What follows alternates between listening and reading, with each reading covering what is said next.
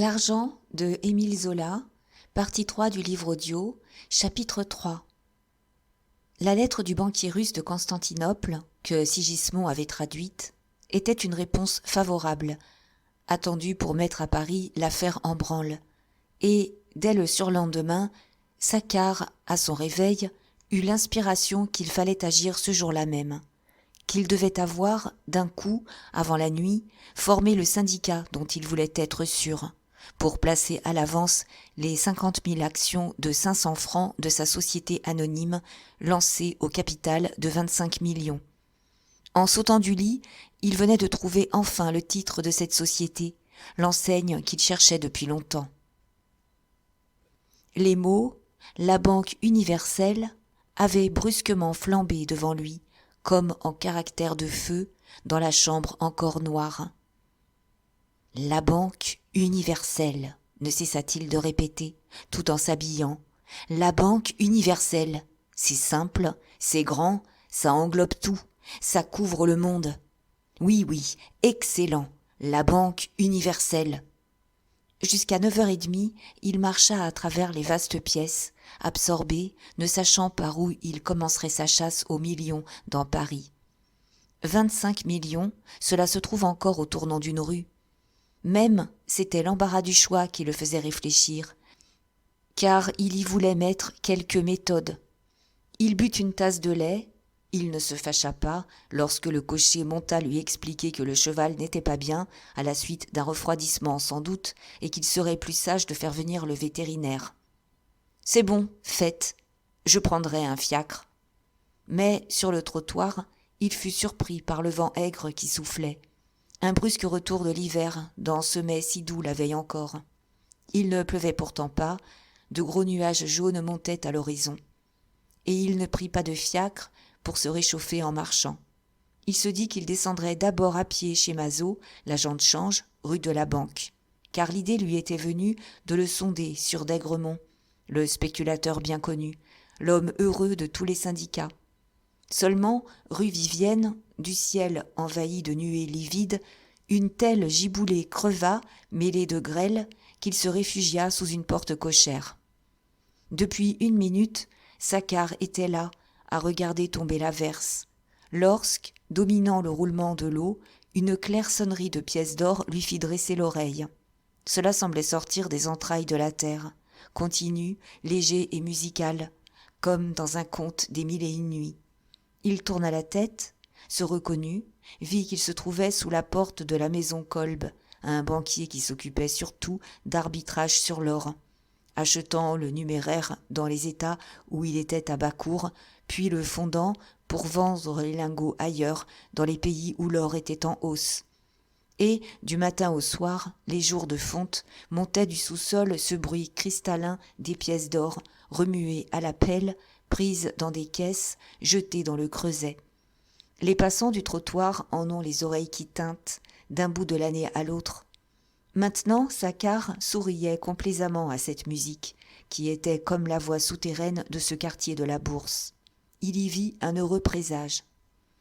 La pluie ne tombait plus. Il traversa la place, se trouva tout de suite chez Mazot. Par une exception, le jeune agent de change avait son domicile personnel au premier étage, dans la maison même où les bureaux de sa charge étaient installés, occupant tout le second. Il avait simplement repris l'appartement de son oncle lorsque, à la mort de celui-ci, il s'était entendu avec ses co-héritiers pour acheter la charge. 10 heures sonnaient, et Saccard monta directement au bureau, à la porte desquels il se rencontra avec Gustave Sédille. « Est-ce que monsieur Mazot est là ?»« Je ne sais pas, monsieur. J'arrive. » Le jeune homme souriait, toujours en retard, prenant à l'aise son emploi de simple amateur, qu'on ne payait pas, résigné à passer là 1 an ou 2 pour faire plaisir à son père, le fabricant de soie de la rue des Jeûneurs. Saccard traversa la caisse, salué par le caissier d'argent et par le caissier des titres. Puis, il entra dans le cabinet des 2 fondés de pouvoir, où il ne trouva que Berthier, celui des 2 qui était chargé des relations avec les clients et qui accompagnait le patron à la bourse. « Est-ce que monsieur Mazot est là ?»« Mais je le pense, je sors de son cabinet. »« Tiens, non, Il n'y est plus. C'est qu'il est dans le bureau du comptant. » Il avait poussé une porte voisine. Il faisait du regard le tour d'une assez vaste pièce où 5 employés travaillaient sous les ordres du premier commis. « Non, c'est particulier. Voyez donc vous-même à la liquidation, là, à côté. » Saccard entra dans le bureau de la liquidation. C'était là que le liquidateur, le pivot de la charge, aidé de 7 employés, dépouillait le carnet que lui remettait l'agent chaque jour après la bourse, puis appliquait aux clients les affaires faites selon les ordres reçus, en cédant des fiches, conservées pour savoir les noms.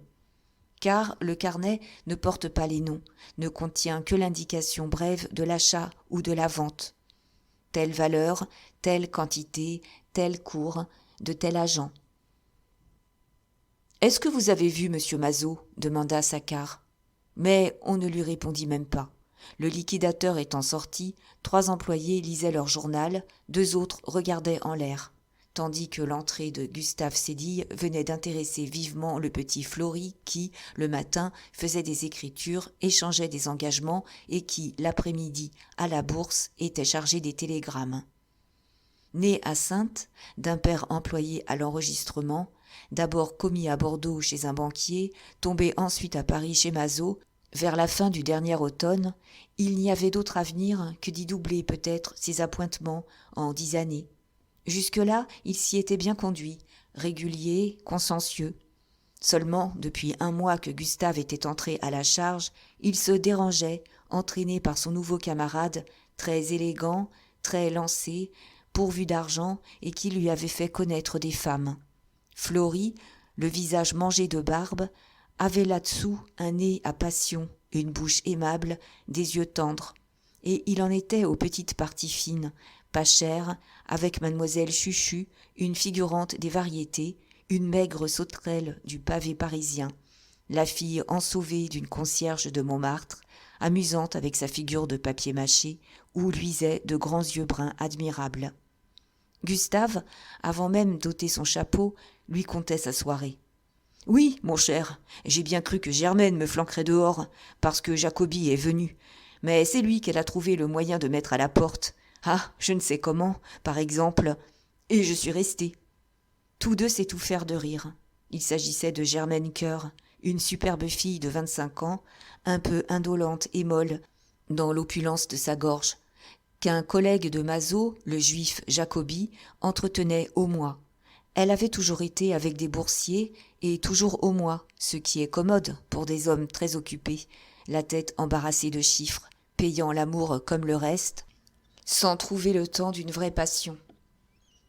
Elle était agitée d'un souci unique, dans son petit appartement de la rue de la Michaudière, celui d'éviter les rencontres entre les messieurs qui pouvaient se connaître. « Dites donc, » questionna Fleury, « je croyais que vous vous réserviez pour la jolie papetière. » Mais cette allusion à madame Conin rendit Gustave sérieux. Celle-ci, on la respectait. C'était une femme honnête, et, quand elle voulait bien, il n'y avait pas d'exemple qu'un homme se fût montré bavard, tellement on restait bons amis. Aussi, ne voulant pas répondre, Gustave posa-t-il à son tour une question. « Et Chuchu, vous l'avez menée à Mabille ?»« Ma foi, non, c'est trop cher.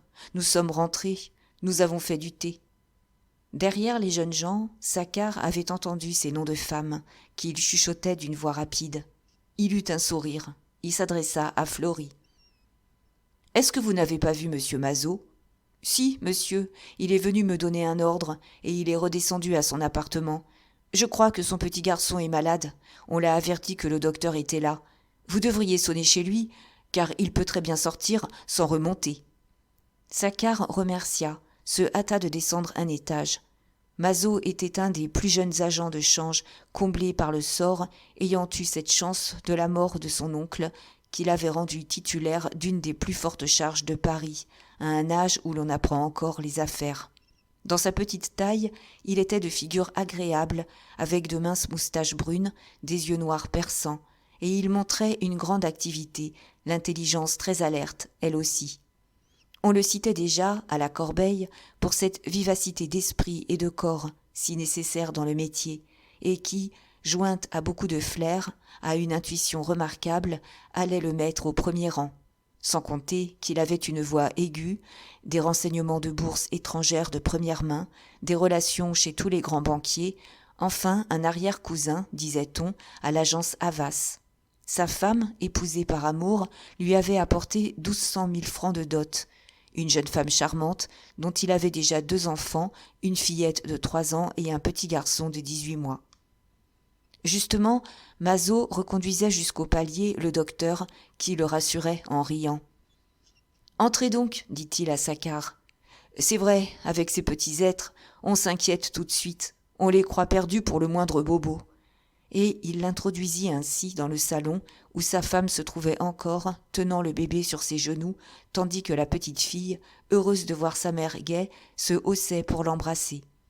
Tous les 3 étaient blonds, d'une fraîcheur de lait, la jeune mère d'air aussi délicat et ingénu que les enfants. Il lui mit un baiser sur les cheveux. « Tu vois bien que nous étions fous. »« Ah, ça ne fait rien, mon ami. Je suis si contente qu'il nous ait rassurés. » Devant ce grand bonheur, Saccard s'était arrêté en saluant. La pièce, luxueusement meublée, sentait bon la vie heureuse de ce ménage, que rien encore n'avait désuni. À peine, depuis 4 ans qu'il était marié, donnait-on à Mazo une courte curiosité pour une chanteuse de l'opéra-comique. Il restait un mari fidèle, de même qu'il avait la réputation de ne pas encore trop jouer pour son compte, malgré la fougue de sa jeunesse. Et cette bonne odeur de chance, de félicité sans nuage, se respirait réellement dans la paix discrète des tapis et des tentures, dans le parfum dont un gros bouquet de roses débordant d'un vase de Chine avait imprégné toute la pièce. Madame Mazo, qui connaissait un peu Saccard, lui dit gaiement « N'est-ce pas, monsieur, qu'il suffit de le vouloir pour être toujours heureux ?» « J'en suis convaincu, madame, répondit-il. Et puis, il y a des personnes si belles et si bonnes que le malheur n'ose jamais les toucher. » Elle s'était levée, rayonnante. Elle embrassa à son tour son mari. Elle s'en alla, emportant le petit garçon, suivi de la fillette, qui s'était pendue au cou de son père. Celui-ci, voulant cacher son émotion, se retourna vers le visiteur, avec un mot de blague parisienne. « Vous voyez, on ne s'embête pas, ici. » Puis, vivement, « Vous avez quelque chose à me dire ? Montons, voulez-vous ? Nous serons mieux. » En haut, devant la caisse, Saccard reconnut Sabatani, qui venait toucher des différences, et il fut surpris de la poignée de main cordiale que l'agent échangea avec son client. D'ailleurs, dès qu'il fut assis dans le cabinet, il expliqua sa visite en le questionnant sur les formalités pour faire admettre une valeur à la cote officielle. Négligemment, il dit l'affaire qu'il allait lancer. La Banque universelle, au capital de 25 millions. Oui, une maison de crédit créée surtout dans le but de patronner de grandes entreprises, qu'il indiqua d'un mot. Mazo l'écoutait, ne bronchait pas, et, avec une obligeance parfaite, il expliqua les formalités à remplir. Mais il n'était pas dupe, il se doutait que Saccard ne se serait pas dérangé pour si peu. Aussi, lorsque ce dernier prononça enfin le nom de d'Aigremont, eut-il un sourire involontaire. Certes, d'Aigremont avait l'appui d'une fortune colossale. On disait bien qu'il n'était pas d'une fidélité très sûre. Seulement, qui était fidèle en affaires et en amour ? Personne. Du reste, lui, Mazo, se serait fait un scrupule de dire la vérité sur d'Aigremont après leur rupture qui avait occupé toute la bourse. Celui-ci, maintenant, donnait la plupart de ses ordres à Jacobi, un juif de Bordeaux, un grand gaillard de 60 ans, à large figure gaie, dont la voix mugissante était célèbre, mais qui devenait lourd, le ventre empâté. Et c'était comme une rivalité qui se posait entre les 2 agents, le jeune favorisé par la chance, le vieux arrivé à l'ancienneté, ancien fondé de pouvoir à qui des commanditaires avaient enfin permis d'acheter la charge de son patron, d'une pratique et d'une ruse extraordinaires, perdu malheureusement par sa passion du jeu, toujours à la veille d'une catastrophe, malgré des gains considérables. Tout se fondait dans les liquidations. Germaine Coeur ne lui coûtait que quelques billets de 1000 francs et on ne voyait jamais sa femme. Enfin, dans cette affaire de Caracas, conclut Mazo, cédant à la rancune, malgré sa grande correction, il est certain que d'Aigremont a trahi et qu'il a raflé les bénéfices. Il est très dangereux. Puis, après un silence, « Mais pourquoi ne vous adressez-vous pas à Gundermann ?»« Jamais !» cria Saccard, que la passion emportait. À ce moment, Berthier, le fondé de pouvoir, entra et chuchota quelques mots à l'oreille de l'agent. C'était la baronne Sandorf qui venait payer des différences et qui soulevait toutes sortes de chicanes pour réduire son compte. D'habitude, Mazaud s'empressait, recevait lui-même la baronne, mais quand elle avait perdu, il l'évitait comme la peste, certain d'un trop rude assaut à sa galanterie. Il n'y a pas pire cliente que les femmes, d'une mauvaise foi plus absolue dès qu'il s'agit de payer. « Non, non, dites que je n'y suis pas, » répondit-il avec humeur, « et ne faites pas grâce d'un centime, entendez-vous ?» Et lorsque Berthier fut parti, voyant au sourire de Saccard qu'il avait entendu, « C'est vrai, mon cher, elle est très gentille, celle-là, mais vous n'avez pas idée de cette rapacité. Ah, les clients, comme ils nous aimeraient, s'ils gagnaient toujours. Et plus ils sont riches, plus ils sont du beau monde, Dieu me pardonne, plus je me méfie, plus je tremble de n'être pas payé. Oui, il y a des jours où, en dehors des grandes maisons, j'aimerais mieux n'avoir qu'une clientèle de province. » La porte s'était rouverte, un employé lui remit un dossier qu'il avait demandé le matin et sortit. « Tenez, ça tombe bien, voici un receveur de rente installé à Vendôme, un sieur Failleux. Eh bien, vous n'avez pas idée de la quantité d'ordres que je reçois de ce correspondant. Sans doute ces ordres sont de peu d'importance, venant de petits bourgeois, de petits commerçants, de fermiers, mais il y a le nombre. En vérité, le meilleur de nos maisons, le fond même, est fait des joueurs modestes, de la grande foule anonyme qui joue. » Une association d'idées se fit. Saccard se rappela Sabatani au guichet de la caisse. « Vous avez donc Sabatani, maintenant ?» demanda-t-il. « Depuis 1 an, je crois, » répondit l'agent d'un air d'aimable indifférence. « C'est un gentil garçon, n'est-ce pas ?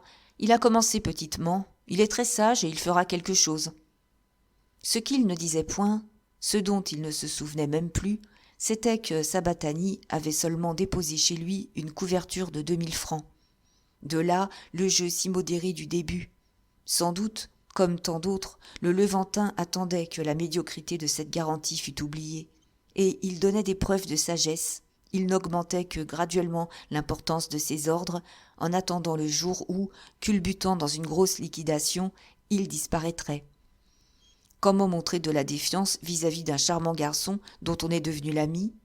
Comment douter de sa solvabilité lorsqu'on le voit gai, d'apparence riche, avec cette tenue élégante qui est indispensable, comme l'uniforme même du vol à la bourse ? « Très gentil, très intelligent, » répéta Saccard, qui prit soudain la résolution de songer à Sabatani le jour où il aurait besoin d'un gaillard discret et sans scrupules. Puis, se levant et prenant congé, « Allons, adieu. Lorsque nos titres seront prêts, je vous reverrai, avant de tâcher de les faire admettre à la cote. » Et, comme Mazaud, sur le seuil du cabinet, lui serrait la main, en disant « Vous avez tort, voyez donc Gundermann pour votre syndicat. »« Jamais !» cria-t-il de nouveau, l'air furieux. Enfin, il sortait lorsqu'il reconnut devant le guichet de la caisse Moser et Pillerault. Le premier empochait d'un air navré son gain de la quinzaine, 7 ou 8 billets de 1000 francs, tandis que l'autre, qui avait perdu, payait une dizaine de 1000 francs avec des éclats de voix, l'air agressif et superbe, comme après une victoire. L'heure du déjeuner et de la bourse approchait, la charge allait se vider en partie. Et, la porte du bureau de la liquidation s'étant entr'ouverte, des rires s'en échappèrent, le récit que Gustave faisait à Florine d'une partie de canot dans laquelle la barreuse, tombée à la Seine, avait perdu jusqu'à ses bas. Dans la rue, Saccard regarda sa montre. 11 heures, que de temps perdu. Non, il n'irait pas chez d'Aigremont. Et, bien qu'il se fût emporté au seul nom de Gundermann, il se décida brusquement à monter le voir. D'ailleurs, ne l'avait-il pas prévenu de sa visite chez Champeau, en lui annonçant sa grande affaire pour lui clouer aux lèvres son mauvais rire ? Il se donna même comme excuse qu'il n'en voulait rien tirer, qu'il désirait seulement le braver, triompher de lui, qui affectait de le traiter en petit garçon. Et, une nouvelle giboulée s'étant mise à battre le pavé d'un ruissellement de fleuve, il sauta dans un fiacre, il cria l'adresse au cocher, rue de Provence. Gundermann occupait là un immense hôtel, tout juste assez grand pour son innombrable famille. Il avait 5 filles et 4 garçons, dont 3 filles et 3 garçons mariés qui lui avaient déjà donné 14 petits-enfants. Lorsque, au repas du soir, cette descendance se trouvait réunie, ils étaient, en les comptant, sa femme et lui, 31 à table. Et à part 2 de ses gendres qui n'habitaient pas l'hôtel, tous les autres avaient là leurs appartements, dans les ailes de gauche et de droite, ouvertes sur le jardin, tandis que le bâtiment central était pris entièrement par l'installation des vastes bureaux de la banque. En moins d'un siècle, la monstrueuse fortune d'1 milliard était née, avait poussé, débordée dans cette famille par l'épargne, par l'heureux concours aussi des événements. Il y avait là comme une prédestination, aidée d'une intelligence vive, d'un travail acharné, d'un effort prudent et invincible, continuellement tendu vers le même but. Maintenant, tous les fleuves de l'or allaient à cette mer, les millions se perdaient dans ces millions, c'était un engouffrement de la richesse publique au fond de cette richesse d'un seul, toujours grandissante. Et Gundermann était le vrai maître, le roi tout-puissant, redouté et obéi de Paris et du monde. Pendant que Saccard montait le large escalier de pierre, aux marches usées par le continuel va-et-vient de la foule, plus usées déjà que le seuil des vieilles églises, il se sentait contre cet homme un soulèvement d'une inextinguible haine. Ah, le juif! Il avait contre le juif l'antique rancune de race qu'on trouve surtout dans le midi de la France, et c'était comme une révolte de sa chair même, une répulsion de peau qui, à l'idée du moindre contact, l'emplissait de dégoût et de violence, en dehors de tout raisonnement, sans qu'il pût se vaincre. Mais le singulier était que lui, Saccard, ce terrible brasseur d'affaires, ce bourreau d'argent aux mains louches, perdait la conscience de lui-même, dès qu'il s'agissait d'un juif, en parlait avec une âpreté, avec des indignations vengeresses d'honnête homme, vivant du travail de ses bras, pur de tout négoce usuraire. Il dressait le réquisitoire contre la race, cette race maudite, qui n'a plus de patrie, plus de prince, qui vit en parasite chez les nations, feignant de reconnaître les lois, mais en réalité n'obéissant qu'à son dieu de vol, de sang et de colère. Et il la montrait remplissant partout la mission de féroce conquête que ce Dieu lui a donnée, s'établissant chez chaque peuple comme l'araignée au centre de sa toile pour guetter sa proie, sucer le sang de tous, s'engraisser de la vie des autres. Est-ce qu'on n'a jamais vu un juif faisant œuvre de ses 10 doigts ? Est-ce qu'il y a des juifs paysans, des juifs ouvriers ? Non, le travail déshonore, leur religion le défend presque, n'exalte que l'exploitation du travail d'autrui.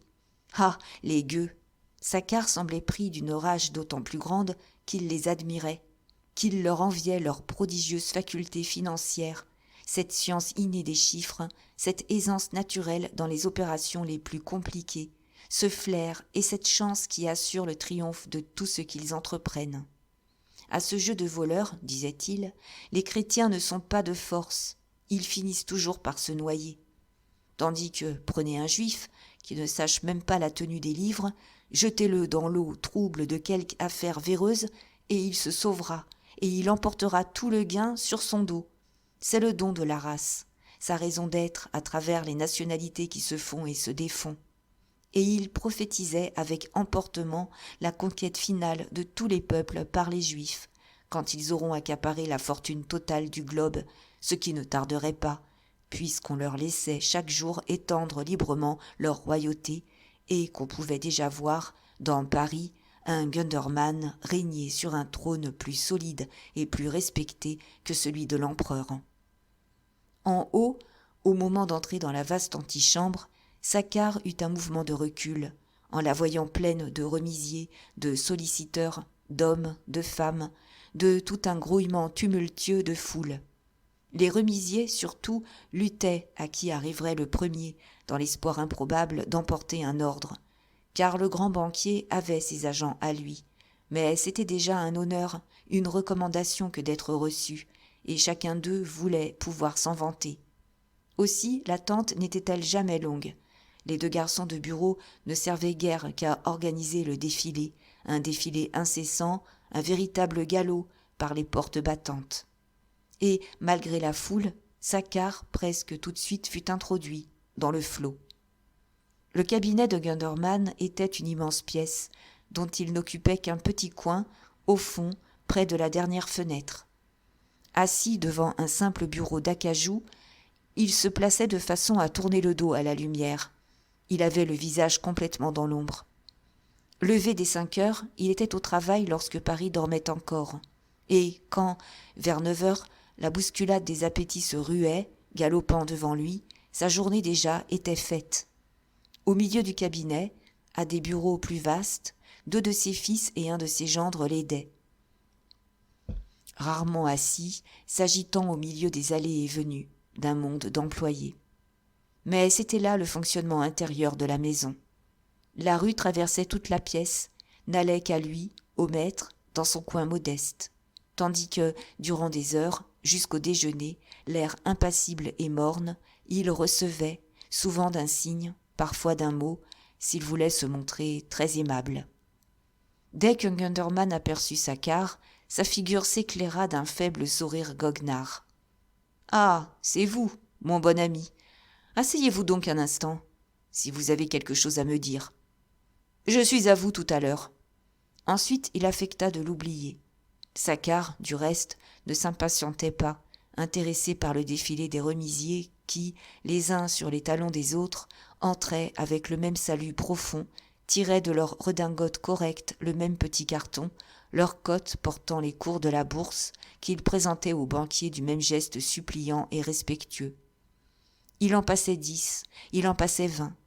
Le banquier, chaque fois, prenait la cotte, y jetait un coup d'œil, puis la rendait, et rien n'égalait sa patience, si ce n'était son indifférence complète sous cette grêle d'offres. Mais Macias se montra, avec son air gai et inquiet de bon chien battu. On le recevait si mal parfois qu'il en aurait pleuré. Ce jour-là, sans doute, il était à bout d'humilité, car il se permit une insistance inattendue. « Voyez donc, monsieur, le mobilier est très bas. Combien faut-il que je vous en achète ?» Gundermann, sans prendre la cote, leva ses yeux glauques sur ce jeune homme si familier, et, rudement, « Dites donc, mon ami, croyez-vous que ça m'amuse de vous recevoir ?»« Mon Dieu, monsieur, reprit Macias, devenu pâle, ça m'amuse encore moins de venir chaque matin pour rien depuis 3 mois. Eh bien, ne revenez pas. » Le remisier salua et se retira, après avoir échangé avec Saccard le coup d'œil furieux et navré d'un garçon qui avait la brusque conscience qu'il ne ferait jamais fortune. Saccard se demandait, en effet, quel intérêt Gundermann pouvait avoir à recevoir tout ce monde. Évidemment, il avait une faculté d'isolement spéciale. Il s'absorbait, il continuait de penser. Sans compter qu'il devait y avoir là une discipline, une façon de procéder chaque matin à une revue du marché, dans laquelle il trouvait toujours un gain à faire, si minime fût-il. Très âprement, il rabattit 80 francs à un coulissier, qu'il avait chargé d'un ordre la veille, et qui le volait d'ailleurs. Puis un marchand de curiosités arriva avec une boîte en or émaillée du dernier siècle, un objet refait en partie, dont le banquier flaira immédiatement le trucage. Ensuite, ce furent 2 dames, une vieille à nez d'oiseau de nuit, une jeune brune, très belle, qui avait à lui montrer, chez elle, une commode Louis XV, qu'il refusa nettement d'aller voir. Il vint encore un bijoutier avec des rubis, 2 inventeurs, des Anglais, des Allemands, des Italiens, toutes les langues, tous les sexes, et le défilé des remisiers se poursuivait quand même, coupant les autres visites, s'éternisant, avec la reproduction du même geste, la présentation mécanique de la cote, pendant que le flot des employés, à mesure que l'heure de la bourse approchait, traversait la pièce plus nombreux, apportant des dépêches, venant demander des signatures. Mais ce fut le comble au tapage. Un petit garçon de 5 ou 6 ans, à cheval sur un bâton, fit irruption dans le cabinet en jouant de la trompette.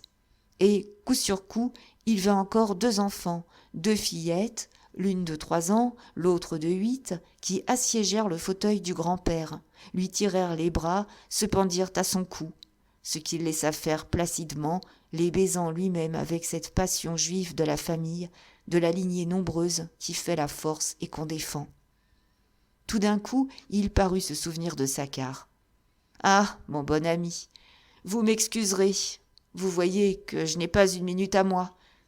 Vous allez m'expliquer votre affaire. » Et il commençait à l'écouter lorsqu'un employé, qui avait introduit un grand monsieur blond, vint lui dire un nom à l'oreille. Il se leva aussitôt, sans hâte pourtant, alla conférer avec le monsieur devant une autre des fenêtres, tandis qu'un de ses fils continuait à recevoir les remisiers et les coulissiers à sa place. Malgré sa sourde irritation, Saccard commençait à être envahi d'un respect. Il avait reconnu le monsieur blond, le représentant d'une des grandes puissances, plein de morgue aux Tuileries, ici la tête légèrement inclinée, souriant en solliciteur. D'autres fois, c'étaient de hauts administrateurs, des ministres de l'empereur eux-mêmes, qui étaient reçus ainsi debout dans cette pièce, publique comme une place, emplie d'un vacarme d'enfants. Et là s'affirmait la royauté universelle de cet homme qui avait des ambassadeurs à lui dans toutes les cours du monde, des consuls dans toutes les provinces, des agences dans toutes les villes et des vaisseaux sur toutes les mers.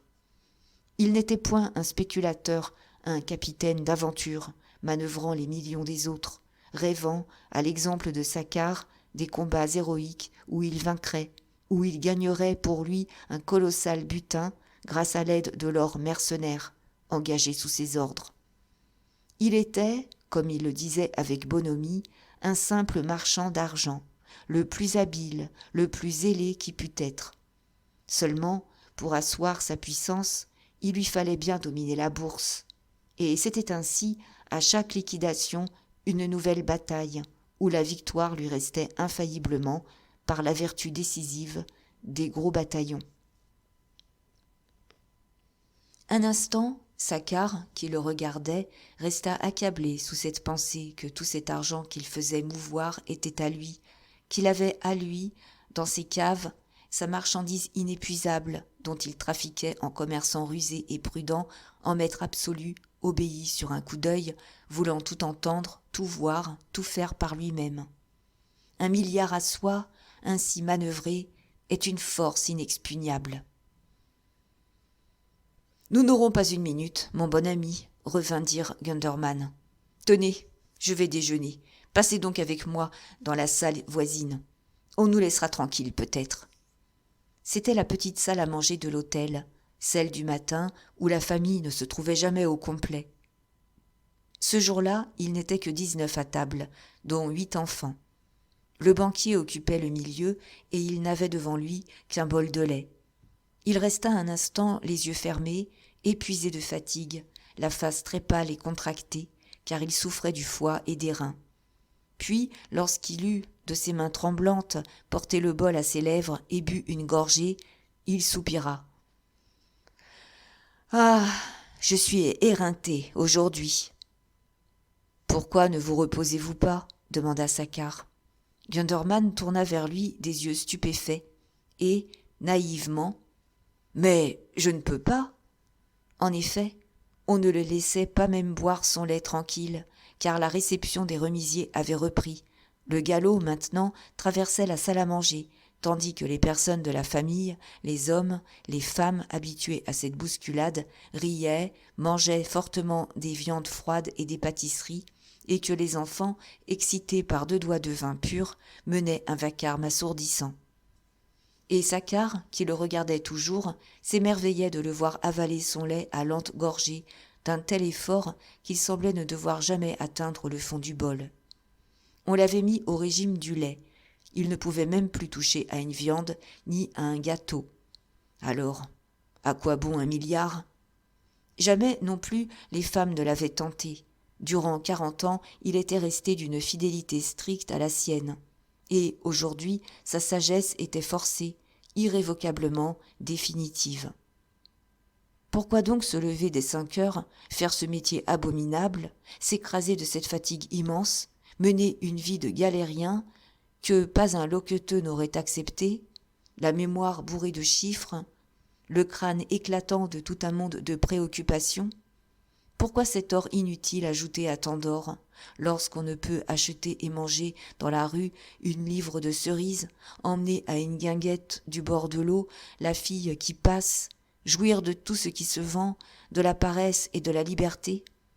Et Saccard, qui, dans ses terribles appétits, faisait cependant la part de l'amour désintéressé de l'argent, pour la puissance qu'il donne, se sentait pris d'une sorte de terreur sacrée à voir se dresser cette figure, non plus de l'avare classique qui thésaurise, mais de l'ouvrier impeccable, sans besoin de chair, devenu comme abstrait dans sa vieillesse souffreteuse, qui continuait à édifier obstinément sa tour de millions, avec l'unique rêve de la léguer aux siens pour qu'ils la grandissent encore, jusqu'à ce qu'elle dominât la terre. Enfin, Gundermann se pencha, se fit expliquer à demi-voix la création projetée de la Banque universelle.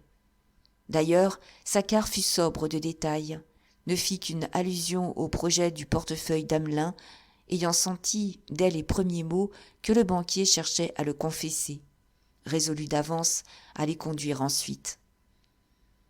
« Encore une banque, mon bon ami, encore une banque, répéta-t-il de son air narquois. Mais une affaire où je mettrais plutôt de l'argent, ce serait dans une machine. Oui, une guillotine à couper le cou à toutes ces banques qui se fondent. Hein? Un râteau à nettoyer la bourse. Votre ingénieur n'a pas ça, dans ses papiers? Puis, affectant de se faire paternel, avec une cruauté tranquille, « Voyons, soyez raisonnable, vous savez ce que je vous ai dit. Vous avez tort de rentrer dans les affaires. C'est un vrai service que je vous rends, en refusant de lancer votre syndicat.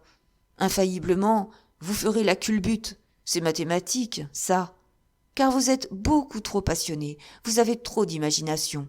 Puis, ça finit toujours mal quand on trafique avec l'argent des autres. Pourquoi votre frère ne vous trouve-t-il pas une bonne place, hein? Une préfecture, ou bien une recette? Non, pas une recette, c'est encore trop dangereux. Méfiez-vous, mon bon ami. » Saccard s'était levé, frémissant. « C'est bien décidé, vous ne prendrez pas d'action, vous ne voulez pas être avec nous? Avec vous? Jamais de la vie. Vous serez mangé avant 3 ans. » Il y eut un silence, gros de bataille, un échange aigu de regards qui se défiaient. « Alors, bonsoir. Je n'ai pas encore déjeuné et j'ai très faim. Faudra voir qui est-ce qui sera mangé. » Et il le laissa, au milieu de sa tribu qui finissait de se bourrer bruyamment de pâtisseries, recevant les derniers courtiers attardés, fermant par instants les yeux de lassitude, pendant qu'il achevait son bol à petits coups, les lèvres toutes blanches de lait. Saccard se jeta dans son fiacre en donnant l'adresse de la rue Saint-Lazare. 1 heure sonnait, c'était une journée perdue. Il rentrait déjeuner, hors de lui. Ah, le sale juif! En voilà un, décidément, qu'il aurait eu du plaisir à casser d'un coup de dent comme un chien casse un os. Certes, le manger, c'était un morceau terrible et trop gros. Mais est-ce qu'on savait? Les plus grands empires s'étaient bien écroulés. Il y a toujours une heure où les puissants succombent. Non, pas le manger. L'entamer d'abord, lui arracher des lambeaux de son milliard. Ensuite, le manger, oui, pourquoi pas? Les détruire dans leur roi incontesté, ces juifs qui se croyaient les maîtres du festin. Et ces réflexions, cette colère qui l'emportait de chez Gundermann, soulevait Saccard d'un furieux zèle, d'un besoin de négoce, de succès immédiat. Il aurait voulu bâtir d'un geste sa maison de banque, la faire fonctionner, triompher, écraser les maisons rivales. Brusquement, le souvenir de d'Aigremont lui revint, et sans discuter, d'un mouvement irrésistible, il se pencha. Il cria au cocher de remonter la rue La Rochefoucauld.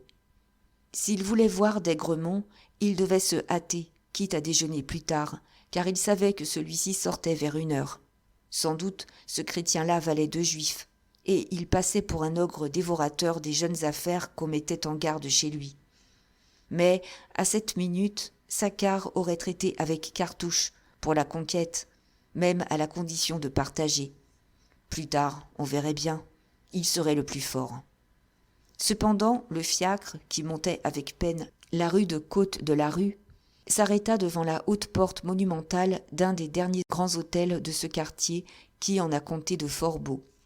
Le corps de bâtiment, au fond d'une vaste cour pavée, avait un air de royale grandeur, et le jardin qui le suivait, planté encore d'arbres centenaires, restait un véritable parc, isolé des rues populeuses. Tout Paris connaissait cet hôtel pour ses fêtes splendides, surtout pour l'admirable collection de tableaux que pas un grand-duc en voyage ne manquait de visiter. Marié à une femme célèbre par sa beauté, comme ses tableaux, et qui remportait dans le monde de vifs succès de cantatrice, le maître du logis menait un train princier, était aussi glorieux de son écurie de course que de sa galerie, appartenait à un des grands clubs, affichait les femmes les plus coûteuses, avait loge à l'opéra, chaise à l'hôtel Drouot et petits bancs dans les lieux louches à la mode. Et toute cette large vie, ce luxe flambant dans une apothéose de caprices et d'art, était uniquement payé par la spéculation, une fortune sans cesse mouvante qui semblait infinie comme la mer, mais qui en avait le flux et le reflux, des différences de 2 et 300 000 francs à chaque liquidation de quinzaine. Lorsque Saccard eut gravi le majestueux perron, un valet l'annonça, lui fit traverser 3 salons encombrés de merveilles, jusqu'à un petit fumoir où d'Aigremont achevait un cigare avant de sortir. Âgé déjà de 45 ans, celui-ci luttait contre l'embonpoint, de haute taille, très élégant avec sa coiffure soignée, ne portant que les moustaches et la barbiche, en fanatique des Tuileries. Il affectait une grande amabilité, d'une confiance absolue en lui, certain de vaincre. Tout de suite, il se précipita. « Ah, mon cher ami, que devenez-vous ? Je pensais encore à vous l'autre jour. »« Mais n'êtes-vous pas mon voisin ?» Pourtant, il se calma, renonça à cette effusion qu'il gardait pour le troupeau, lorsque Saccard, jugeant les finesses de transition inutiles, aborda immédiatement le but de sa visite. Il dit sa grande affaire, expliqua qu'avant de créer la Banque universelle au capital de 25 millions, il cherchait à former un syndicat d'amis, de banquiers, d'industriels qui assurerait à l'avance le succès de l'émission en s'engageant à prendre les 4/5 de cette émission, soit 40 000 actions au moins. D'Aigremont était devenu très sérieux, l'écoutait, le regardait, comme s'il l'eût fouillé jusqu'au fond de la cervelle, pour voir quel effort, quel travail utile à lui-même il pourrait encore tirer de cet homme qu'il avait connu si actif, si plein de merveilleuses qualités dans sa fièvre brouillonne. D'abord, il hésita. « Non, non, je suis accablé, je ne veux rien entreprendre de nouveau. » Puis, tenté pourtant, il posa des questions, voulut connaître les projets que patronnerait la nouvelle maison de crédit, projets dont son interlocuteur avait la prudence de ne parler qu'avec la plus extrême réserve. Et lorsqu'il connut la première affaire qu'on lancerait, cette idée de syndiquer toutes les compagnies de transport de la Méditerranée sous la raison sociale de Compagnie générale des paquebots réunis, il parut très frappé. Il céda tout d'un coup. « Eh bien, je consens à en être. Seulement, c'est à une condition. Comment êtes-vous avec votre frère le ministre ?» Saccard, surpris, eut la franchise de montrer son amertume. « Avec mon frère ? Oh, il fait ses affaires, et je fais les miennes. Il n'a pas la corde très fraternelle, mon frère. »« Alors, tant pis, déclara nettement d'Aigremont. Je ne veux être avec vous que si votre frère y est aussi. Vous entendez bien, je ne veux pas que vous soyez fâchés. » D'un geste colère d'impatience, Saccard protesta. Est-ce qu'on avait besoin de Rougon ? Est-ce que ce n'était pas aller chercher des chaînes pour se lier pieds et mains ? Mais en même temps, une voix de sagesse, plus forte que son irritation, lui disait qu'il fallait au moins s'assurer de la neutralité du grand homme. Cependant, il refusait brutalement. « Non, non, il a toujours été trop cochon avec moi. Jamais je ne ferai le premier pas. » Écoutez, reprit d'Aigremont, j'attends Huret à 5 heures pour une commission dont il s'est chargé. Vous allez courir au corps législatif, vous prendrez Huret dans un coin, vous lui conterez votre affaire, il en parlera tout de suite à Rougon, il saura ce que ce dernier en pense, et nous aurons la réponse ici, à 5 heures. Hein? Rendez-vous à 5 heures? La tête basse, Saccard réfléchissait. Mon Dieu, si vous y tenez. Oh, absolument. Sans Rougon, rien. Avec Rougon, tout ce que vous voudrez. C'est bon, j'y vais. Il partait, après une vigoureuse poignée de main, lorsque l'autre le rappela. Ah, dites donc, si vous sentez que les choses s'en manchent, passez donc, en revenant, chez le marquis de Beauhain et chez Sédille. Faites-leur savoir que j'en suis et demandez-leur d'en être. Je veux qu'ils en soient. À la porte, Saccard retrouva son fiacre qu'il avait gardé, bien qu'il n'eût qu'à descendre le bout de la rue pour être chez lui. Il le renvoya, comptant qu'il pourrait faire atteler l'après-midi, et il rentra vivement déjeuner. On ne l'attendait plus, ce fut la cuisinière qui lui servit elle-même un morceau de viande froide qu'il dévora tout en se querellant avec le cocher, car celui-ci, qui l'avait fait monter, lui ayant rendu compte de la visite du vétérinaire, il en résultait qu'il fallait laisser le cheval se reposer 3 ou 4 jours. Et, la bouche pleine, il accusait le cocher de mauvais soins. Il le menaçait de madame Caroline, qui mettrait ordre à tout ça. Enfin, il lui cria d'aller au moins chercher un fiacre. De nouveau, une ondée diluvienne balayait la rue. Il dut attendre plus d'1 quart d'heure la voiture dans laquelle il monta, sous des torrents d'eau, en jetant l'adresse. « Au corps législatif !» Son plan était d'arriver avant la séance, de façon à prendre Huret au passage et à l'entretenir tranquillement. Par malheur, on redoutait ce jour-là un débat passionné, car un membre de la gauche devait soulever l'éternelle question du Mexique. Et Rougon, sans doute, serait forcé de répondre. Comme Saccard entrait dans la salle des pas-perdus, il eut la chance de tomber sur le député. Il l'entraîna au fond d'un des petits salons voisins, ils s'y trouvèrent seuls, grâce à la grosse émotion qui régnait dans les couloirs. L'opposition devenait de plus en plus redoutable, le vent de catastrophe commençait à souffler, qui devait grandir et tout abattre. Aussi, Huret, préoccupé, ne comprit-il pas d'abord, et se fit-il expliquer à 2 reprises la mission dont on le chargeait. Son effarement s'en augmenta. « Oh, mon cher ami, y pensez-vous? Parler à Rougon en ce moment? Il m'enverra coucher, c'est sûr. » Puis, l'inquiétude de son intérêt personnel se fit jour. Il n'existait, lui, que par le grand homme, à qui il devait sa candidature officielle, son élection, sa situation de domestique bon à tout faire, vivant des miettes de la faveur du maître. À ce métier, depuis 2 ans, grâce au pot de vin, aux gains prudents ramassés sous la table, il arrondissait ses vastes terres du Calvados, avec la pensée de s'y retirer et d'y trôner après la débâcle. Sa grosse face de paysan malin s'était assombrie, exprimait l'embarras où le jetait cette demande d'intervention, sans qu'on lui donnât le temps de se rendre compte s'il y aurait là, pour lui, bénéfice ou dommage. « Non, non, je ne peux pas. Je vous ai transmis la volonté de votre frère. Je ne peux pas aller le relancer encore. Que diable, songez un peu à moi. Il n'est guère tendre quand on l'embête. Et dame, je n'ai pas envie de payer pour vous, en y laissant mon crédit. » Alors, Saccard, comprenant, ne s'attacha plus qu'à le convaincre des millions qu'il y aurait à gagner dans le lancement de la Banque universelle. À larges traits, avec sa parole ardente qui transformait une affaire d'argent en un conte de poète, il expliqua les entreprises superbes, le succès certain et colossal. D'Aigremont, enthousiasmé, se mettait à la tête du syndicat. Beauhain et Sédille avaient déjà demandé d'en être. Il était impossible que lui, Huret, n'en fût pas. Ces messieurs le voulaient absolument avec eux, à cause de sa haute situation politique. Même on espérait bien qu'il consentirait à faire partie du conseil d'administration, parce que son nom signifiait ordre et probité. À cette promesse d'être nommé membre du conseil, le député le regarda bien en face. « Enfin, qu'est-ce que vous désirez de moi?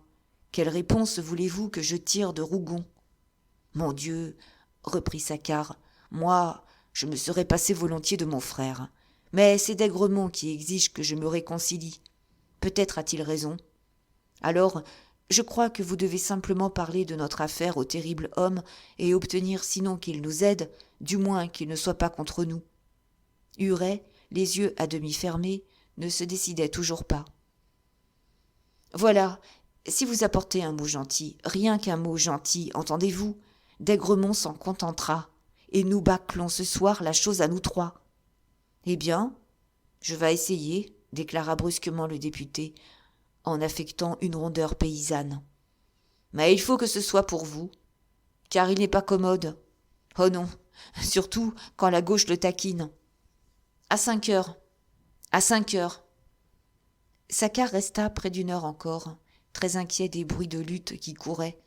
Il entendit un des grands orateurs de l'opposition annoncer qu'il prendrait la parole. À cette nouvelle, il eut un instant l'envie de retrouver Huret pour lui demander s'il ne serait pas sage de remettre au lendemain l'entretien avec Rougon.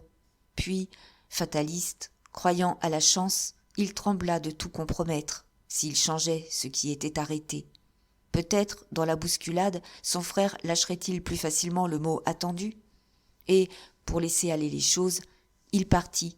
Il remonta dans son fiacre, qui reprenait déjà le pont de la Concorde, lorsqu'il se souvint du désir exprimé par d'Aigremont. « Cocher, rue de Babylone. » C'était rue de Babylone que demeurait le marquis de Beauhain. Il occupait les anciennes dépendances d'un grand hôtel, un pavillon qui avait abrité le personnel des écuries et dont on avait fait une très confortable maison moderne. L'installation était luxueuse, avec un bel air d'aristocratie coquette.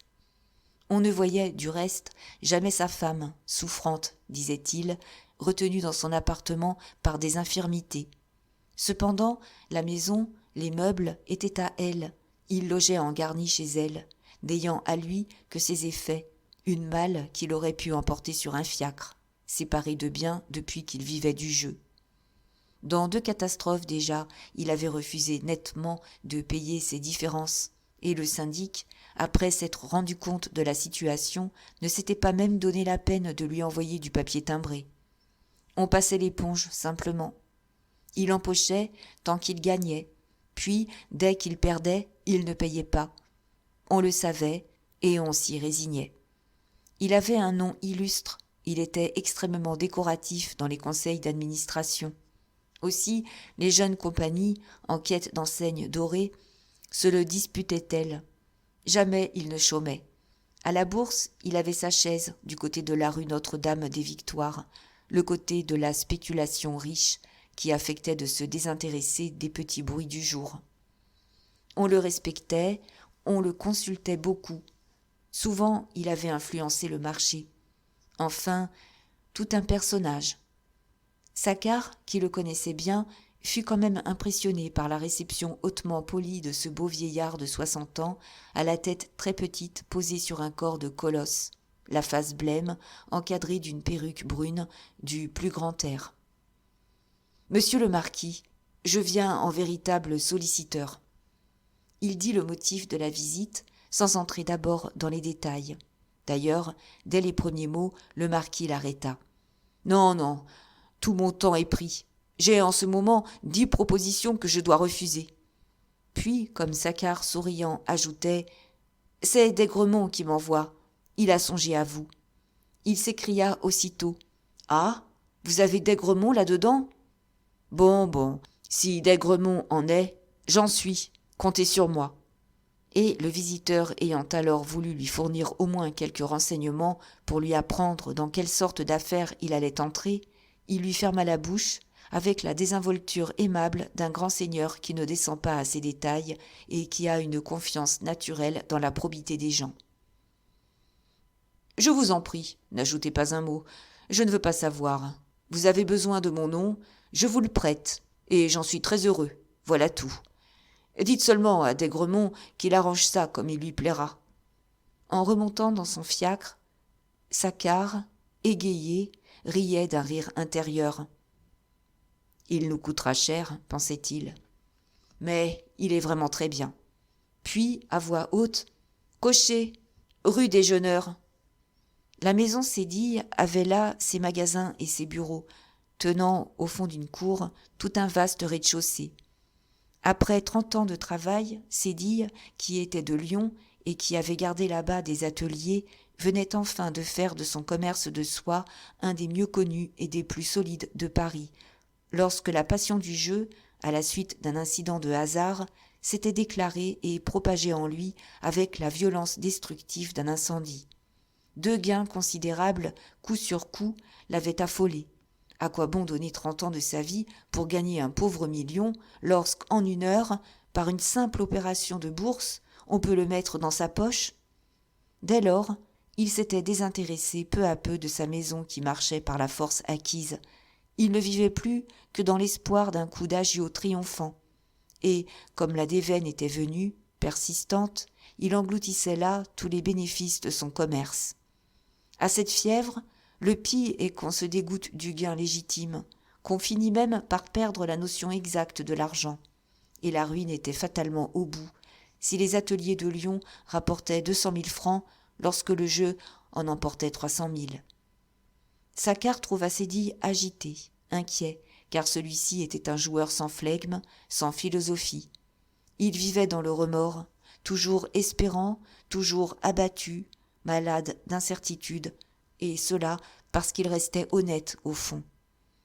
La liquidation de la fin d'avril venait de lui être désastreuse. Pourtant, sa face grasse, au gros favori blond, se colora dès les premières paroles. « Ah, mon cher, si c'est la chance que vous m'apportez, soyez le bienvenu. » Ensuite, il fut pris d'une terreur. « Non, non, ne me tentez pas. Je ferais mieux de m'enfermer avec mes pièces de soie et ne plus bouger de mon comptoir. » Voulant le laisser se calmer, Saccard lui parla de son fils Gustave, qu'il dit avoir vu le matin chez Mazot. Mais c'était, pour le négociant, un autre sujet de chagrin, car il avait rêvé de se décharger de sa maison sur ce fils, et celui-ci méprisait le commerce, âme de joie et de fête, apportant les dents blanches des fils de parvenus. Bonne seulement, à croquer les fortunes faites. Son père l'avait mis chez Mazot pour voir s'il mordrait aux questions de finances. « Depuis la mort de sa pauvre mère, murmura-t-il, il m'a donné bien peu de satisfaction. Enfin, peut-être apprendra-t-il là-bas, à la charge, des choses qui me seront utiles. »« Eh bien, reprit brusquement Saccard, êtes-vous avec nous ?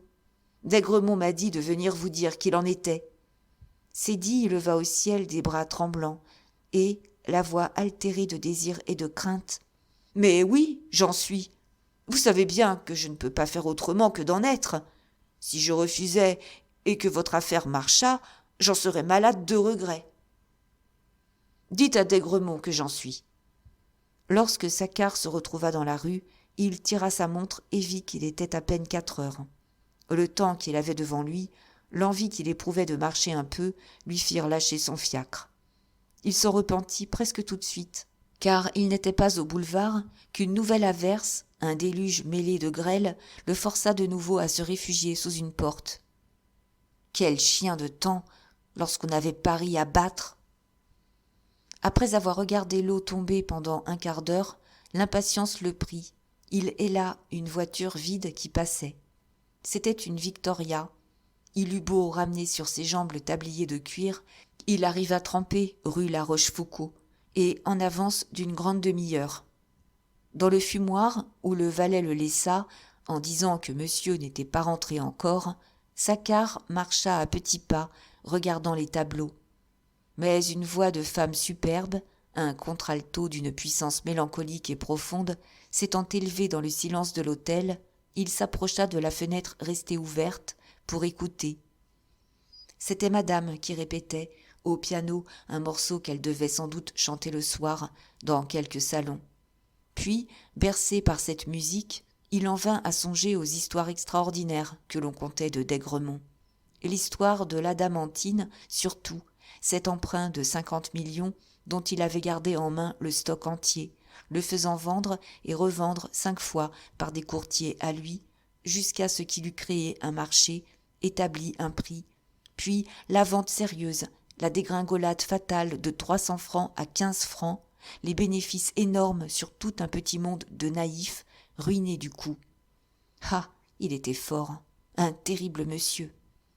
La voix de madame continuait, exhalant une plainte de tendresse éperdue, d'une ampleur tragique. Tandis que Saccard, revenu au milieu de la pièce, s'était arrêté devant un maçonnier qu'il estimait 100 000 francs.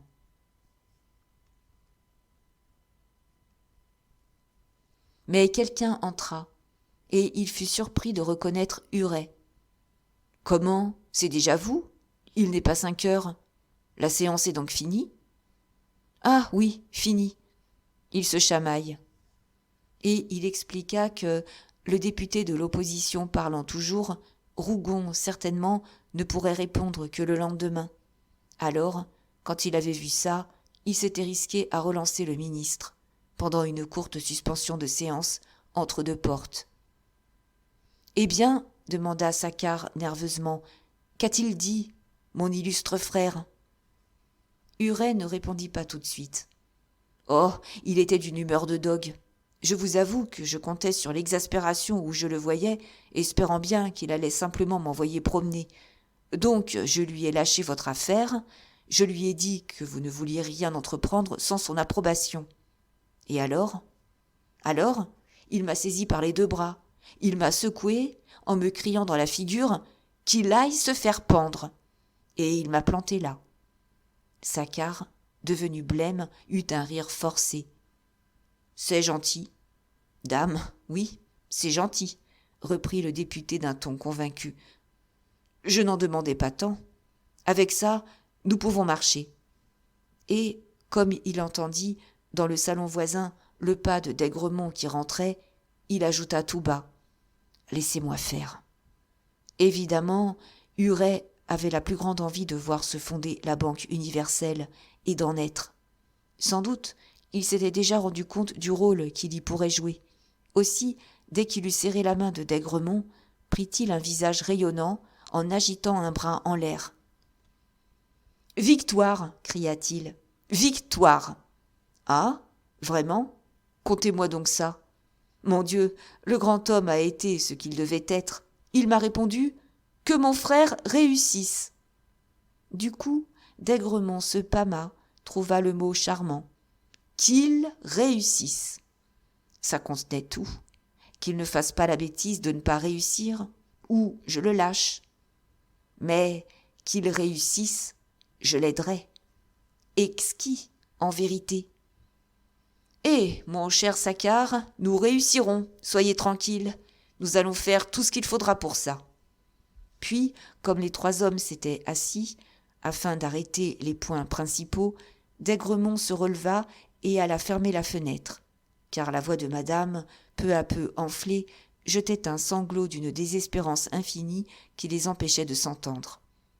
Et même la fenêtre close, cette lamentation étouffée les accompagna pendant qu'ils décidaient la création d'une maison de crédit, la Banque universelle, au capital de 25 millions, divisé en 50 000 actions de 500 francs. Il était en outre entendu que d'Aigremont, Huret, Sédille, le marquis de Bohain et quelques-uns de leurs amis formaient un syndicat qui, d'avance, prenait et se partageait les 4/5 des actions, soit 40 000. De sorte que le succès de l'émission était assuré, et que, plus tard, détenant les titres, les rendant rares sur le marché, ils pourraient les faire monter à leur gré. Seulement, tout faillit être rompu lorsque d'Aigremont exigea une prime de 400 000 francs à répartir sur les 40 000 actions, soit 10 francs par action. Saccard se récria, déclara qu'il n'était pas raisonnable de faire crier la vache avant même que de la traire. Les commencements seraient difficiles, pourquoi embarrasser la situation davantage ? Pourtant, il dut céder, devant l'attitude d'Huret qui, tranquillement, trouvait la chose toute naturelle, disant que ça se faisait toujours. Ils se séparaient en prenant un rendez-vous pour le lendemain, rendez-vous auquel l'ingénieur Hamelin devait assister, lorsque d'Aigremont se frappa brusquement le front d'un air de désespoir. « Et Kolb, que j'oubliais ! Oh, il ne me le pardonnerait pas, il faut qu'il en soit. Mon petit Saccard, si vous étiez gentil, vous iriez chez lui tout de suite. Il n'est pas 6 heures, vous le trouveriez encore. Oui, vous-même, et pas demain, ce soir, parce que ça le touchera et qu'il peut nous être utile. » Docilement, Saccard se remit en marche, sachant que les journées de chance ne se recommencent pas. Mais il avait de nouveau renvoyé son fiacre, espérant rentrer chez lui à 2 pas, et, la pluie ayant l'air enfin de cesser, il descendit à pied, heureux de sentir sous ses talons ce pavé de Paris qu'il reconquérait. Rue Montmartre, quelques gouttes d'eau lui firent prendre par les passages. Il enfila le passage Verdot, le passage Jouffroy. Puis, dans le passage des Panoramas, comme il suivait une galerie latérale pour raccourcir et tomber rue Vivienne, il fut surpris de voir sortir d'une allée obscure Gustave Sédille, qui disparut sans s'être retourné. Lui s'était arrêté, regardant la maison, un discret hôtel meublé, lorsque, dans une petite femme blonde, voilée, qui sortait à son tour, il reconnut positivement Madame Conin, la jolie papetière. C'était donc là, quand elle avait un coup de tendresse, qu'elle amenait ses amants d'un jour, tandis que son bon gros garçon de mari la croyait en course pour des factures. Ce coin de mystère, au beau milieu du quartier, était fort gentiment choisi, et un hasard seul venait de livrer le secret. Saccard souriait, très égayé, enviant Gustave. Germaine Coeur le matin, Madame Conin l'après-midi. Il mettait les morceaux doubles, le jeune homme. Et, à 2 reprises, il regarda encore la porte, afin de la bien reconnaître. Tenté d'en être, lui aussi. Rue Vivienne, au moment où il entrait chez Kolb, Saccard tressaillit et s'arrêta de nouveau. Une musique légère, cristalline, qui sortait du sol, pareille à la voix des fées légendaires, l'enveloppait. Et il reconnut la musique de l'or, la continuelle sonnerie de ce quartier du négoce et de la spéculation, entendue déjà le matin. La fin de la journée en rejoignait le commencement. Il s'épanouit à la caresse de cette voix, comme si elle lui confirmait le bon présage. Justement, Kolb se trouvait en bas, à l'atelier de fonte, et, en ami de la maison, Saccard descendit l'y rejoindre. Dans le sous-sol, nu, que de larges flammes de gaz éclairaient éternellement, les 2 fondeurs vidaient à la pelle les caisses doublées de zinc, pleines, ce jour-là, de pièces espagnoles qu'ils jetaient au creuset sur le grand fourneau carré. La chaleur était forte, il fallait parler haut pour s'entendre, au milieu de cette sonnerie d'harmonica vibrante sous la voûte basse.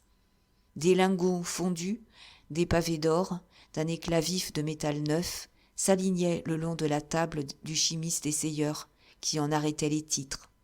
Et depuis le matin, plus de 6 millions avaient passé là, assurant aux banquiers un bénéfice de 300 ou 400 francs à peine, car l'arbitrage sur l'or, cette différence réalisée entre 2 cours, étant des plus minimes, s'appréciant par millième, ne peut donner un gain que sur des quantités considérables de métal fondu. De là, ce tintement d'or, ce ruissellement d'or, du matin au soir, d'un bout de l'année à l'autre, au fond de cette cave où l'or venait en pièces monnayées, d'où il partait en lingots, pour revenir en pièces et repartir en lingots indéfiniment, dans l'unique but de laisser aux mains du trafiquant quelques parcelles d'or. Dès que Kolb, un homme petit, très brun, dont le nez en bec d'aigle sortant d'une grande barbe décelait l'origine juive, eut compris l'offre de Saccard, que l'or couvrait d'un bruit de grêle, il accepta. « Parfait !» cria-t-il, « très heureux d'en être, si d'Aigremont en est, et merci de ce que vous vous êtes dérangé. » Mais ils s'entendaient à peine. Ils se turent, restèrent là un instant encore, étourdis, béats dans cette sonnerie si claire et exaspérée, dont leur chair frémissait toute, comme d'une note trop haute tenue sans fin sur les violons, jusqu'au spasme.